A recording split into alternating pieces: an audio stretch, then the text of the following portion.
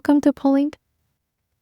Today's episode, we're going to gently explore something that I see really often in myself, my clients, and I think in general, the human experience of love.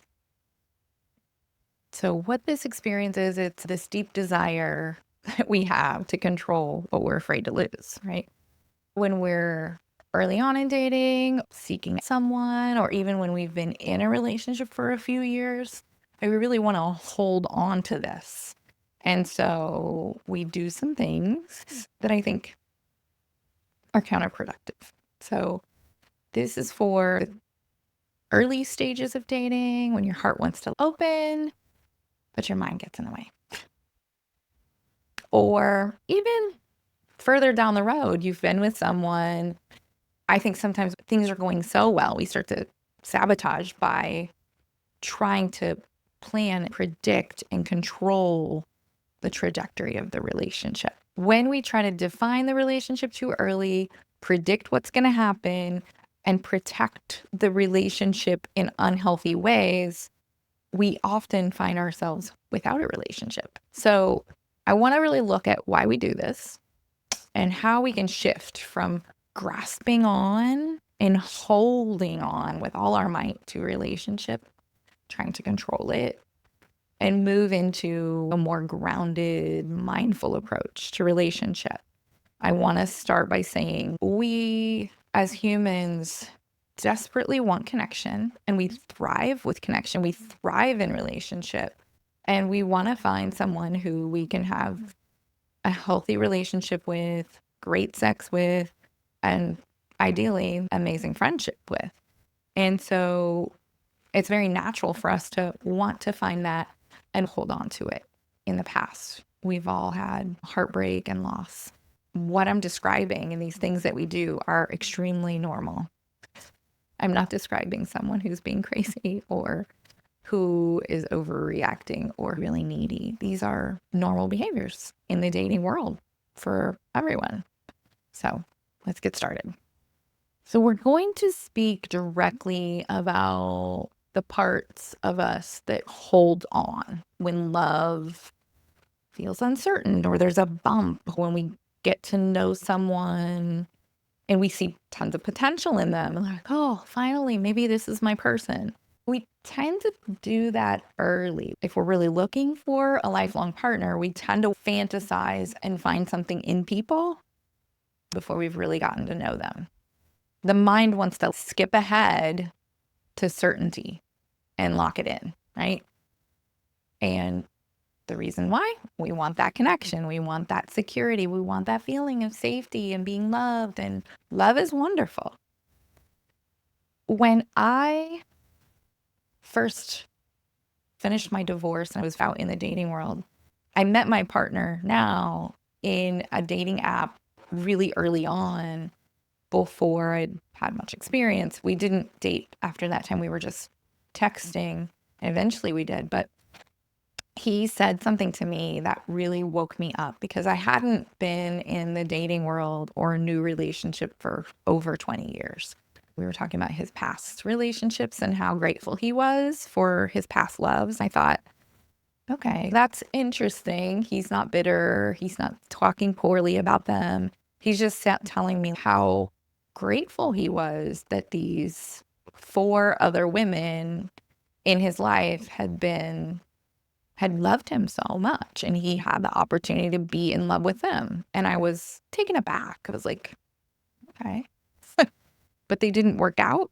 Nope. That he was still grateful. So that alone was my first experience with that idea of just being grateful that you would have loved. So that was the first part of the conversation that was nice and eye-opening for me. And then he said something along the lines of, I said, aren't you worried about getting hurt in regards to something? And I meant it. I thought, I don't want to be hurt. My biggest fear in this new dating situation is getting hurt.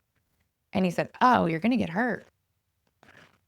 If you don't allow yourself to get hurt, then you're never going to allow yourself to love. And nothing is certain. And I thought, oh my God, she's right. I really stepped away from that conversation and thought, I don't think I realized what I had signed up for when I signed on to the dating apps. After 20 years of not dating, I was not being honest with myself.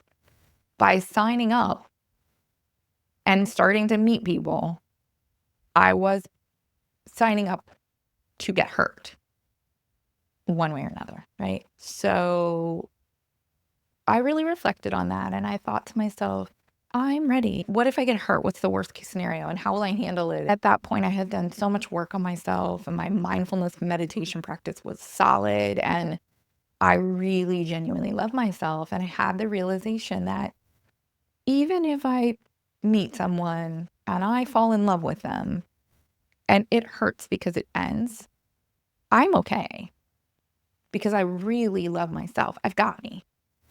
From that moment forward, I cracked open. Anyone who comes in, I'm going to just love them. I think I also had the realization that in all my previous relationships, I had always been so afraid of getting hurt that I don't think I ever allowed myself to really be open. Even my marriage, I never fully opened up. I was always waiting for the moment to find out that they were seeing someone else or they didn't want to be with me anymore. And in April or May of 2023, we had that conversation and I thought, no, I'm ready. I'm going all in. I'm in my 40s. If I don't do this now and I don't take this risk now, I'm never going to love anyone. And I'm never going to get to experience real, passionate, genuine love in a way that I haven't before. Not that I've never loved before, but that like a open love, like just let it all happen. So that had a huge impact on me. And I think it has evolved and developed even more now. But there was another letting go at that point of this idea that love had to last forever. And that wasn't coming from him. Seeing that he could still have this genuine love and adoration for women he was no longer with was huge. I thought maybe there's more than one love to come in my life, but I will never know if I don't open up and take a chance. We are always preparing for an ending or analyzing every encounter, especially if we're dating. We scan that person from top to bottom for red flags, which isn't a bad idea. We should look for red flags and avoid people who have them. But even in the people who we're connecting with and we have potential for, we're looking for red flags, always scanning to protect ourselves. Control is a substitute for safety, right? It's the way our system reaches for safety in a situation that's just unsafe, right? When our heart wants to love, but our body remembers what it feels like to be hurt or suffer a loss, we reach for control to make that feeling of love feel safe again. And I think that all of us can work a little bit on letting some of that go. I personally am part of several groups of women online, and I'm sure if you live in any major city, you've seen the sites where people talk about it was made to be a warning system for women.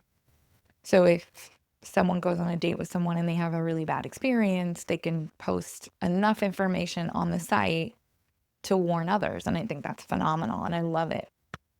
But I often see people posting a situation with someone they're dating or with someone they're in a relationship with and asking for advice. And that's okay, except that when should I put a label on it? When is it okay to do the exclusivity talk? And when the advice is looking for guarantees, like you're looking for other women to tell you, yes, this is your guy. or you're looking for other women to tell you, walk away. I suspect that many relationships that could have worked ended early because someone wrote in there for advice. And when you are asking, let's think about this. You're asking 50 to 100,000 women in a Facebook group for dating, many of whom have been hurt. You're asking them what they think of a situation. Say, my boyfriend didn't answer his phone last night. What could be happening? Out of the 50,000 women that you're just asking, there are going to be some whose boyfriend didn't answer the phone because he was cheating. Yours might not be. But when we put a question or a situation out to a group of people and we ask what they think, we're essentially taking that predicting, planning, and controlling that we already do, and we're allowing thousands of other women to chime in and do it for us. I love those groups and I love supporting other women, but I think we need to take a step back and be careful. Even just trying to put a label on something, we have to ask ourselves, why do we need that label? Are we in this for the love, the joy, the friendship, and the fun? If we are, we might miss out on some of that while we're busy trying to control the situation. I did that. I missed out on a lot of joy in my marriage while I was trying to mentally predict the ending, control the other person and how they treated me, all in my mind, not in reality. But there's nothing I could do. Like, I should just been living my best life and not worrying about it. But that's not what I did. Remember, control is a substitute for safety, and it's what we reach for when memories from the past are projected on to what we're experiencing now. So I want to also just give space for the fact that we all come into adulthood with attachment issues, previous trauma, previous relationships and situations. And those are the projections that get put onto our current relationships. And it's why we struggle, because we have so much history and so much hurt from the past. I think I would encourage anyone in the dating world right now, because it is brutal. I would encourage anybody out there to be in therapy or doing something therapeutic, meditating, therapy. I do meditation, I do therapy. I talk to friends who are like a support group. I do a lot of journaling. I spend a lot of time in nature, because even in my relationship, which is wonderful, there is a constant mirroring for us, meaning I'm reflecting something he needs to work on, and he's reflecting something I need to work on. And I swear, just when we are like, this is just amazing, something comes up. And just recently, something really subtle came up. And because of my mindfulness practice and my ability to not react, I noticed when my partner said something, my reaction in my mind was to immediately prepare for an ending of this relationship, which is crazy because we were and are in a really great place. But in order to protect myself from something that hadn't happened, one little statement made me think something was going to happen. And this story started. There they went. And I immediately okay, when it ends, they'll do this, and I'll be this, and I'm going to be solid, and I'm going to be strong, and this is going to be okay. I remembered that I'm not here to avoid pain.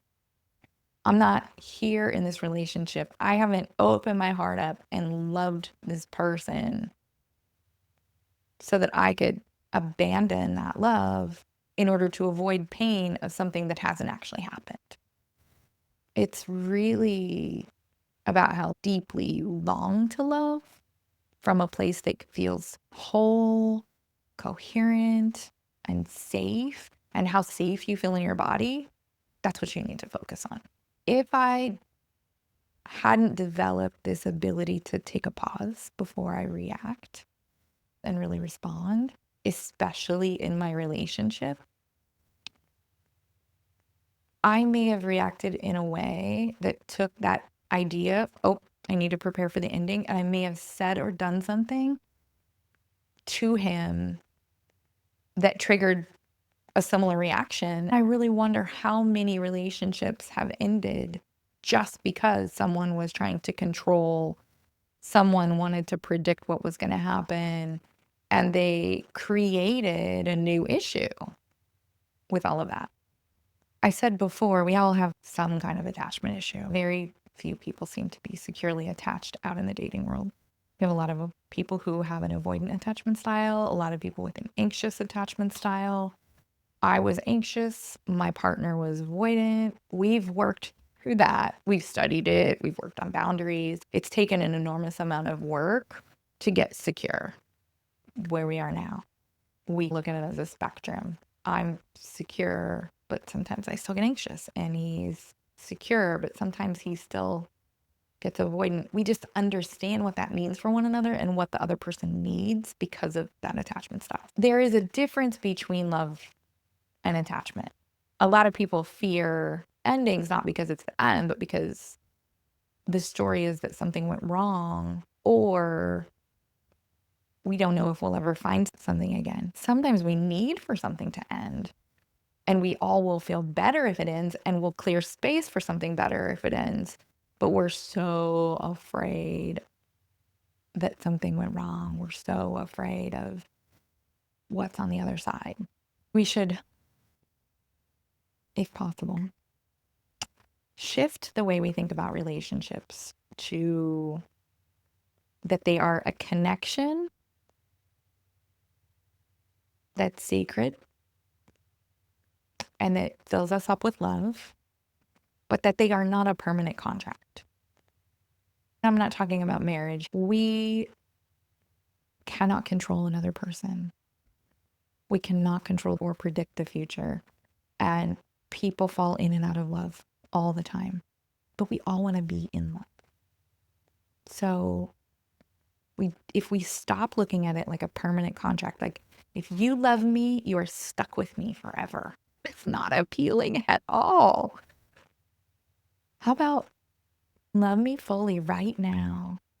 And I'm going to be present. If 2 years from now we fall out of love, I'm just going to be thankful that we had each other. Does that feel like? Just take a minute and think about how that feels. Does it feel terrifying? Or does it feel freeing? I would say past versions of me would have been terrified. But my current version says, because why? I can now rest. I don't need to predict. I don't need to plan. I don't need to control. I can just be in love. I can just be in this amazing relationship. And I don't need to worry and do all the other stuff. I don't need to look for problems that aren't there. There's a lot of problems we create in our mind before they occur. How do we hold truth in the connection without collapsing and ruining the whole experience with fear and projection? That's the question. So I invite you to, the next time, feel the urge to grasp and define and fix and think of all of the possible things that could go wrong. Just pause. Put your heart on your chest. I mean, your hand on your heart.